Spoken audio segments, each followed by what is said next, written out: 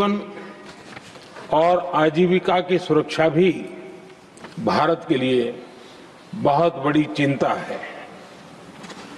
Hormuz strait में दुनिया के अनेक जहाज फंसे हैं। उनमें बहुत बड़ी संख्या में भारतीय क्रू मेंबर्स हैं।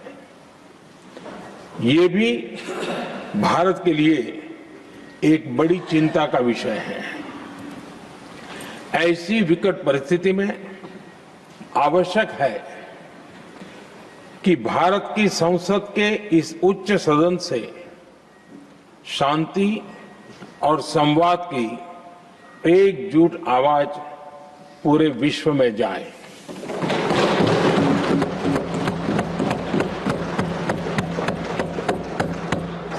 हम ईरान, इजराइल और अमेरिका के साथ भी संपर्क में हैं। हमारा लक्ष्य डायलॉग और डिप्लोमेसी के माध्यम से क्षेत्र में शांति की बहाली का है। हमने डी एस्केलेशन, भारत ने इस समस्या के समाधान के लिए संवाद का ही रास्ता सुझाया है। इस युद्ध में किसी के भी जीवन पर संकट मानवता के हित में नहीं है। इसलिए भारत का सतत प्रयास सभी पक्षों को जल्द से जल्द शांतिपूर्ण समाधान के लिए प्रोत्साहित करने का है। सभापति जी, संकट की स्थिति में देश विदेश में भारतीयों की सुरक्षा हमारी बहुत बड़ी प्राथमिकता है। युद्ध शुरू होने के बाद से लेकर अब तक 3,75,000 से अधिक भारतीय सुरक्षित भारत लौट चुके हैं। हमारी सरकार संकट के इस समय में पूरी संवेदनशीलता से काम कर रही है। सभी देशों ने वहां मौजूद भारतीयों की सुरक्षा का पूरा आश्वासन दिया है। हाल प्रयास किया है।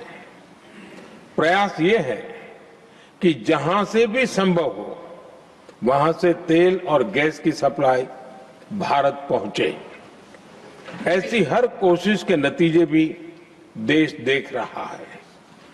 बीते कुछ दिनों में दुनिया के अनेक देशों से कच्चा तेल और एलपीजी से भरे जहाज भारत आए हैं, सुरक्षित पहुंचे। लेकिन इस युद्ध से बनी वैश्विक परिस्थितियां अगर लंबे समय तक बनी रहती है तो गंभीर दुष्परिणाम तय है। इसलिए भारत ने अपनी रेजिलियंस बढ़ाने के लिए जो भी प्रयास बीते वर्षों में किए हैं उनको और गति दे रहा है। एलपीजी के अलावा पीएनजी पर भी बल दे रही है। बीते दशक में देश में पीएनजी कनेक्शन पर अभूतपूर्व काम हुआ है। बीते दिनों में इस काम को और तेज किया गया है। साथ ही एलपीजी के घरेलू उत्पादन को भी कि हर सेक्टर में दूसरे देशों पर निर्भरता कम से कम हो, हम ज्यादा से ज्यादा आत्मनिर्भर हो, यही एकमात्र विकल्प है। जैसे भारत